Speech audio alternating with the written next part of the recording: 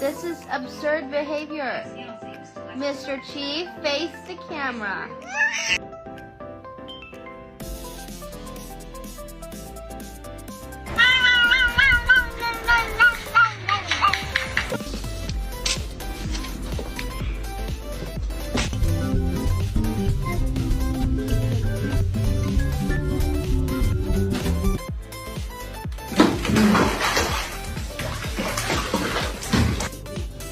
What the fuck, dude?